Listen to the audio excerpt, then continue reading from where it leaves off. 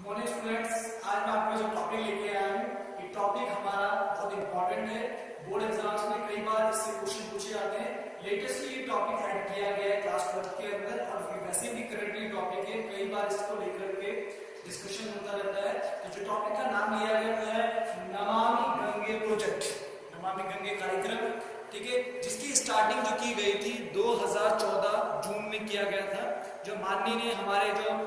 प्रधानमंत्री हैं नरेंद्र सिंह मोदी, उनके द्वारा इसका उद्घाटन किया गया था। जो हमारी पवित्र नदी है गंगा, हमारी पवित्र नदी है, उसकी साफ सफाई को लेकर के इस प्रोजेक्ट को किया गया था, क्योंकि नदियों का एक इम्पॉर्टेंट रोल होता है, ठीक है। और उसमें सबसे बड़ी बात है कि जो हमारी महत्वपूर्ण नदी, पवित्र नदी, हिंदू जो धर्म के अनुसार जो सबसे महत्वपूर्ण नदी है हमारी वो है गंगा,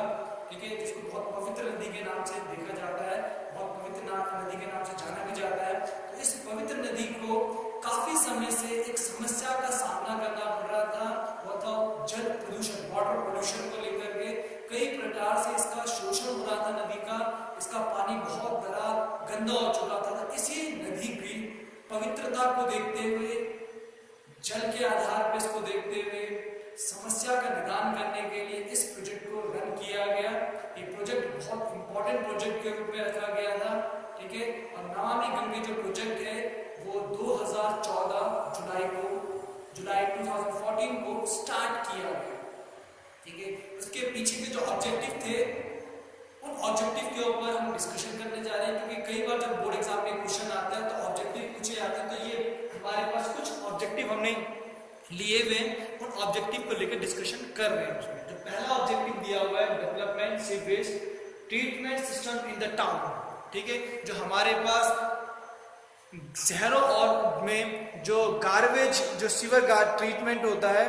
उसकी व्यवस्था को लेकर के किया गया था कि उसकी व्यवस्था की जाए, क्योंकि सारा जो सीवेज का गंदा पानी था वो हम क्या कहते हैं नदी में बहा देते थे, ठीक है। उस समस्या के निदान के लिए हमने क्या किया, क्योंकि अधिकांश हमारे जो शहर हैं वो कहाँ पे हमारे डेवलप्ड हो रखे हैं, गंगा रिवर के आसपास की बेल्ट में बने हुए हैं। तो उन बेल्ट से हमें निकालने के लिए हम चाहते थे कि उन क्षेत्रों के अंतर्गत हम निकाल पाए, उन क्षेत्रों से हम क्या कर पाए, दूर कर पाए। तो हमने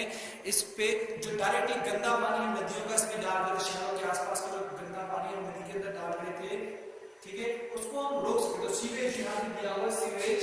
इसको लेके बोल रहा है कि सीवेज का ट्रीटमेंट किया जाए, उसके लिए निकासी की समस्या जो थी सिस्टम को लेकर के किया जाए कि जिससे गंदा पानी नदी में न डाला जाए। तो इसका पहला ट्रीटमेंट किया जाएगा कि डेवलप किया जाए, कुछ ऐसी प्लानिंग की जाए कि हम क्या करें, उसके गंदे पानी को शहर के बाहर या कहीं डंपिंग जोन बना करके उसको डिस्ट्रॉय करने की कोशिश करें, इससे पानी के ऊपर गंदा चीज ना डाले और नदी की पवित्रता बनी रहे। नदी की पवित्रता क्या बनी रहे। दूसरा था मॉनिटराइजेशन ऑफ इंडस्ट्री एवोल्यूशंस, ठीक है, जो हमारे पर औद्योगिक प्रभाव की पे निगरानी रखना, जो उद्योगों से निकलने वाला गंदा अवशेष जो निकलता है, ठीक है, उस पर निगरानी रखना। मैक्सिमम अगर आप रिवर को देखने की कोशिश करेंगे, गंगा रिवर जो आपकी उत्तराखंड से निकलते हुए और वेस्ट बंगाल की खाड़ी में जाके गिरती है, इस पूरे पार्ट में कई शहरों के आसपास, कई शहर है उनसे होकर के गुजरते, तो उनके आसपास कई जगह पे उद्योग, इंडस्ट्रीज डेवलप हो रही है। इंडस्ट्रीज को वो अपना क्या करते हैं, गंदा जो चीजें होती है, जैसे अगर आप कानपुर को देखें, उसके आसपास चमड़ा उद्योग भी हुआ, अपना चमड़े का गंदा मटेरियल इसके अंदर डाल देते हैं, केमिकल्स, जिसके कारण पानी में अशुद्धता हो जाती है और उसके आसपास जो नदी के अंदर जो भी बायोडाइवर्सिटीज मिल रही है, जो एक्वेटिक एनिमल है, दे गेट सफर्ड, वो बहुत ज्यादा उससे पीड़ित होते हैं, बहुत ज्यादा परेशान होते हैं। तो उस पर नजर रखी जाए कि कोई भी उद्योग अपना गंदा पानी गंगा नदी के उसमें ना मिले, ऐसे उद्योग के अंदर ना डाले, ठीक है। उस पर काफी ज्यादा निगरानी जाए, सख्ताई से उसको देखा जाए। दूसरा डेवलपमेंट ऑफ गंगा ग्राम, ठीक है, गंगा ग्राम बनाए जाए। गंगा ग्राम योजना का मतलब हो गया कि जिन शहरों से होकर के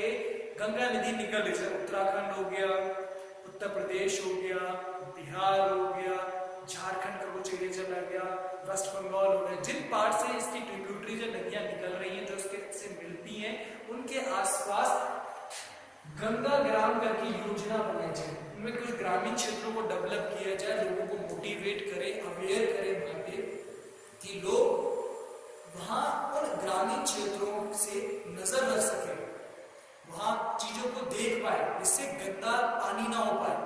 पानी गंदा ना हो पाए, क्योंकि अगर वो क्या होगा, बहुत ज्यादा गंदा पॉल्यूटेड हो जाएगा तो वो कहीं ना कहीं सफर, ड्रिंकिंग वाटर की फैसिलिटीज हम उससे ले रहे हैं। तो अगर हम इस पवित्र नदी को साफ सुथरा रखना चाहते हैं तो हमने क्या किया, शहर के द्वारा जो सरकार है उनके द्वारा कुछ शहरों के अंतर्गत कि इस तरह से ग्राम बना दिए जाए, गंगा ग्राम क्षेत्र बना दिए जाए जो उनके ऊपर वहाँ के लोग नजर रखें। स्पेशली उत्तराखंड के अंदर, बिहार हो गया आपका, उत्तर प्रदेश हो गया, इनमें विशेष रूप से नगरों का निर्माण किया जाए या इन ग्राम जो गंगा ग्राम बनाए जाए उनका निर्माण किया जाए जो इस पर निगरानी रखें इस तरह से कि पानी गंदा ना हो। उसके बाद डेवलपमेंट ऑफ रिवर फ्लोस, ठीक है, क्या इस विकास किया जाए किसका, नदियों का, जो नदियों का विशेष क्षेत्र लेके आया जाए, उसमें क्या है हम उनके सोर्स सिस्टम डेवलप करें कि नदी का विकास पूर्ण रूप से हो पाए, ठीक है। अब क्योंकि नदी में क्या है, कई जगह से उसके ऊपर ट्रिब्यूटरीज भी गिर रही है और अगर उसके आसपास के क्षेत्रों से गंदा पानी उसमें गिरेगा तो कहीं ना कहीं नदी का पानी पॉल्यूटेड है, तो नदी का पूर्ण विकास हो गया, नदी को पूरा स्पेस मिल पाए, साथ साथ पानी को पूरा ये और उसका प्रोटेक्शन हो सके, तो उसके लिए पूरी तरह से नदी के आसपास का क्षेत्र स्वतंत्र बना के अच्छी तरह से बनाया जाए कि वो इजीली चल पाए। ऐसी सिचुएशन ना हो जो कहीं ना उसमें त्रासदी या कुछ नेचुरल डिजास्टर नहीं, तो उसको नदी को इस तरह पूर्ण विकास किया जाए, उसके फ्लड्स को इस तरह डेवलप किया जाए कि पूरी तरह से वो खुल करके चल पाए, आगे चल पाए। दूसरा, afforestation along the bank of the increasing biodiversities, ठीक है, इस तरह से इंक्रीज किया, नदी के किनारों पर वनीकरण करे जिससे कि नदी के अंदर जीव जो जैव विविधता है उसमें विकास हो। तो हम क्या करें, उसके आसपास, नदी के आसपास इस तरह से पेड़ पौधे लगाए, इस तरह से